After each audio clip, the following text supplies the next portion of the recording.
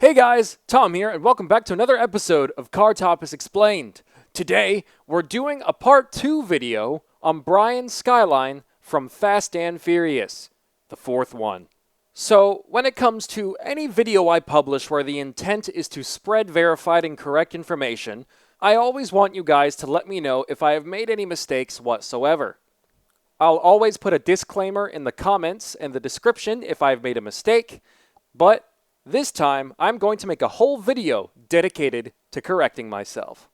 So, in the last episode of Car Topics Explained, I stated that none of the Skylines used in Fast and Furious were real GTRs, when actually, one car was a real GTR, the hero car.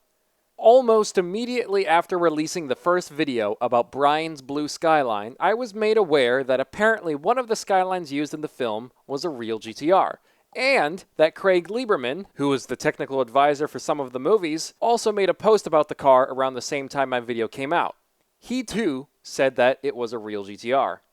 Now, there were reasons why I was skeptical that any of the cars could have been GTRs. For one, they used East Bear parts, which were made for non-GTR chassis.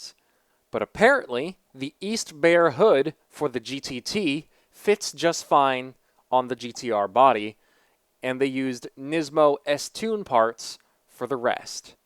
They didn't use the parts from the East Bear body kit like I thought they did.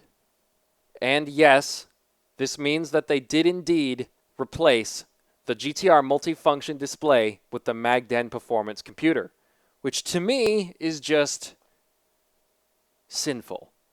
But hey, it's not my car. And if you've got the money, it can be your car if you want it, because the car is currently for sale in Germany, and included in the details provided by the seller, there is a parts list. But before I start with that, I just want to be transparent about something. The seller didn't give me a picture of the VIN plate, but they do claim that the identification number starts with BNR34, and they insist that it is indeed a real GTR and was used in the Fast and Furious movie. I'm sure it was used in the Fast and Furious movie, but I just wish I had a little more to work with in terms of confirming that it was a GTR, because I'm all about making sure I'm giving you guys 100% accurate information, and that's what this whole video is about, because I'm trying to correct myself. So, here are some pictures for you to look at. Maybe there are some details people with better trained eyes can see to help them verify that this car is indeed a GTR.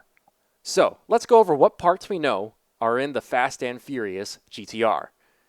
It appears to just have a standard twin-turbo setup and has the stock Getrag 6-speed transmission that you would expect. It has the Turbonetics intercooler that I'm sure everyone will recognize by now.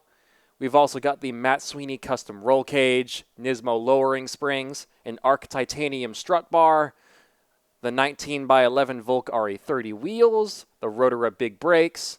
I've already more or less covered most of these in the previous video, but for the exterior, you've got the S-Tune front bumper and side skirts, but the rear bumper was left stock, which looks a little weird to me, but hey, if you buy it, you can fix it pretty easily.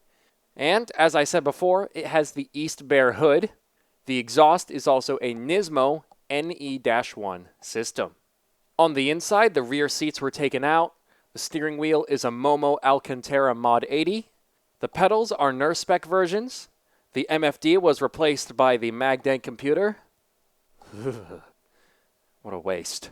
The seats are OMPs with LAP 5-point harnesses, and also the shift knob is an OMP piece as well. And that's all I can really tell you about this car.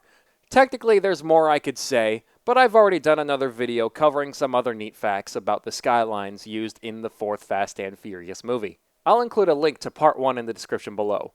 And when watching the video, whenever you hear me say no GTRs were used, just take it with a grain of salt. But yeah, that's all for this video. I just wanted to correct my mistake. I am all about spreading good factual information, so thank you to everyone who drew this to my attention. Anyways, thank you guys so much for watching. I hope you enjoyed this video. Leave a like and a comment to let me know how well I did. And if you're extra cool, have a peruse through the rest of my channel and even maybe subscribe. I've done various videos like this already. I've even talked about what it takes to build Brian's Too Fast, Too Furious Skyline, how to import R34s into the US legally, BMW race cars, etc., etc. Check out the link to the Car Topics Explained playlist in the description below. Next time, I plan on covering one of the most recognizable cars in Fast and Furious history. So, if that interests you, then stick around and check it out. I also do gaming, vlogs, POV driving videos, and stuff about modifying my cars as well, just to let you know. But that's enough shameless self-promotion from me. I appreciate you guys taking the time out of your day to join me, and I hope you'll stick around for more. But for now, I shall be signing out. Stay crazy, everybody.